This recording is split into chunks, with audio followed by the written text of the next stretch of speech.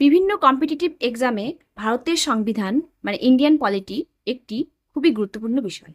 এই চ্যানেলের মাধ্যমে তোমরা ভারতের সংবিধানের গুরুত্বপূর্ণ প্রশ্নোত্তর পেয়ে যাবে। আশা করছি ভিডিওটি তোমাদের ভালো লাগবে।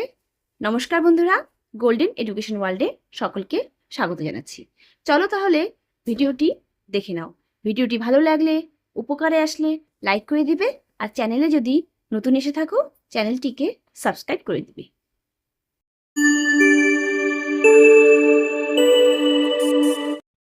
আজকে আমাদের ভারতের সংবিধানের আলোচনার বিষয় হলো গণপরিষদের বিভিন্ন কমিটি ও তার চেয়ারপারসন এবং সদস্য সংখ্যাকে নিয়ে। গণপরিষদের রুলস অফ প্রসিডিওর কমিটির চেয়ারপারসন কে ছিলেন? এখানে উত্তর হবে সি রাজেন্দ্র প্রসাদ। এখানে আরেকটি তথ্য নিয়ে নাও যে এই কমিটির সদস্য সংখ্যা ছিল 15 জন। এই কমিটি 1946 সালের 10ই ডিসেম্বর গঠিত হয়েছিল। এই কমিটি বিধানসভার কার্যক্রম পরিচালনার নিয়মাবলী তৈরির দায়িত্ব পালন করত। পরের প্রশ্ন দেখো, গণপরিষদের স্টিয়ারিং কমিটির চেয়ারপারসন কে ছিলেন? এখানে উত্তর হবে এ রাজেন্দ্র প্রসাদ।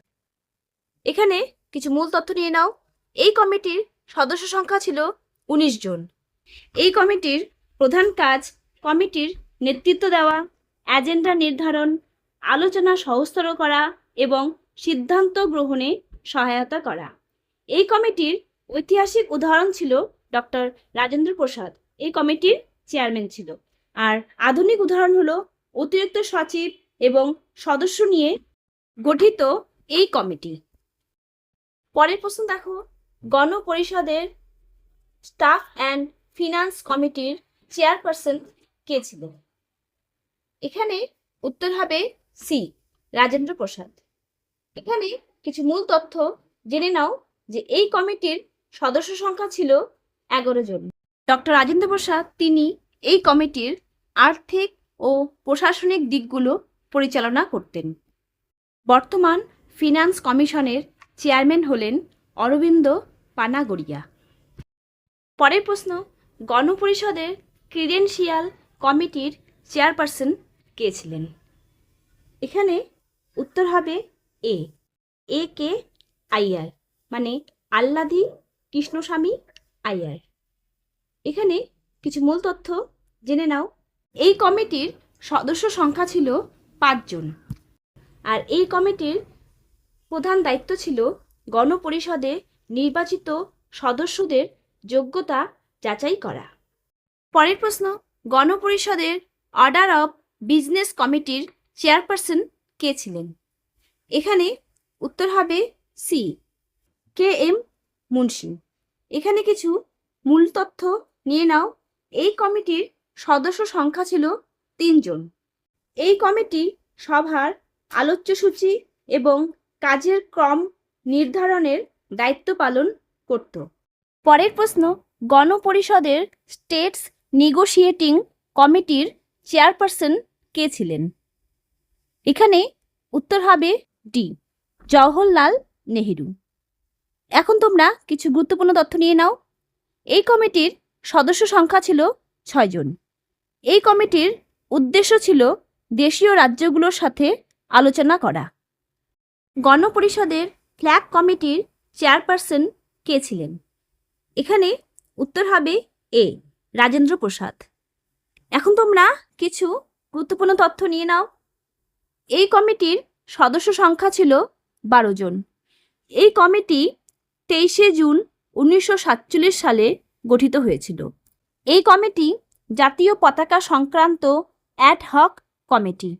1931 সালের কংগ্রেসের করাচি অধিবেশনে পতাকা কমিটির সভাপতি ছিলেন সর্দার বল্লভভাই প্যাটেল, কিন্তু গণপরিষদের জাতীয় পতাকা কমিটির প্রধান ছিলেন রাজেন্দ্র প্রসাদ। পরের প্রশ্ন দেখে নাও।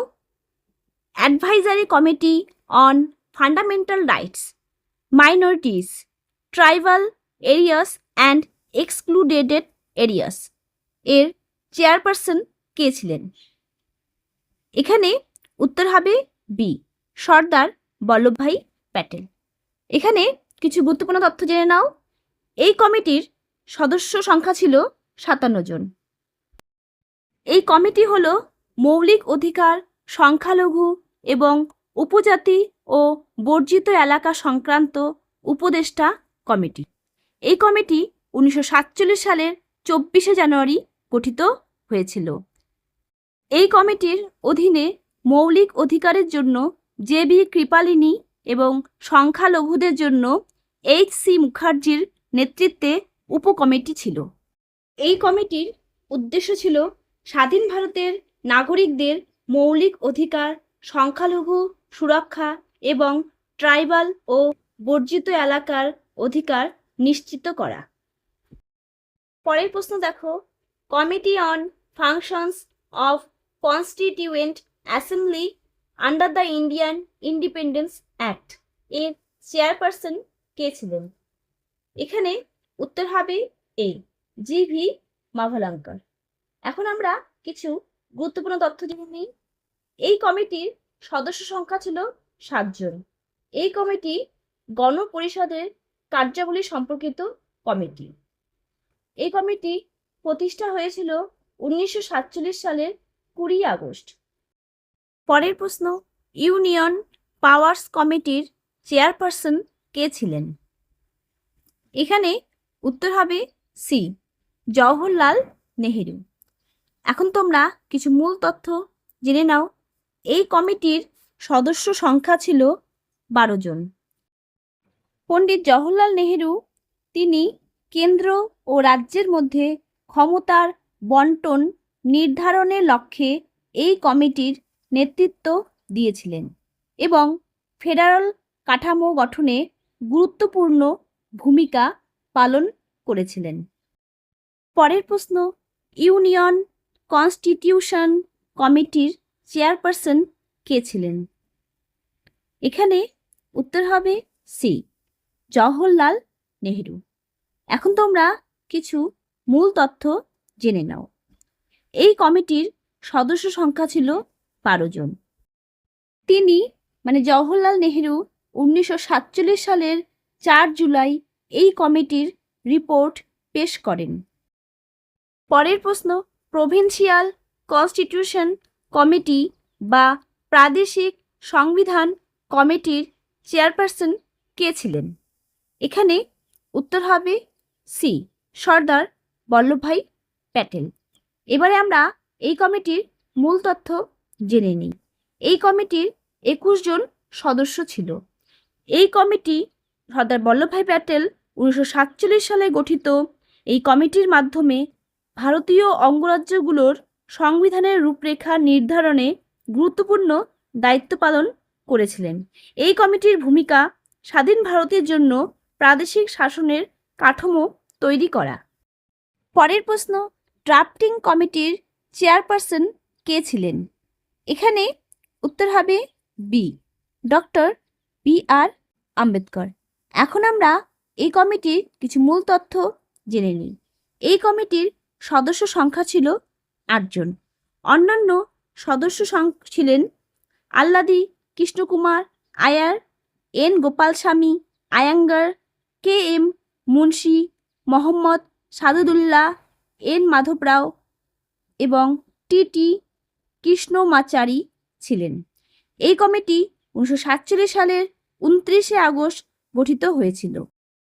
পরের প্রশ্ন, অ্যাডহক কমিটি অন সিটিজেনশিপ এর চেয়ারপারসন কে ছিলেন? এখানে উত্তর হবে এ, এস ভট্টাচার্যার। এখন আমরা এর মূল তথ্য জেনে নিই। এই কমিটির সদস্য সংখ্যা ছিল 7 জন। অন্যান্য সদস্যরা হলেন Chand, B L. Mittar, A. Krishnaswami Ayyar, K N. Katju, doctor B R. Ambedkar এবং কে.এম. মুন্সি।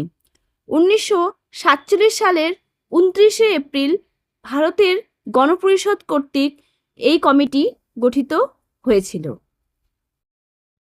পরের প্রশ্ন, committee on chief commissioners provinces এর চেয়ারপারসন কে ছিলেন?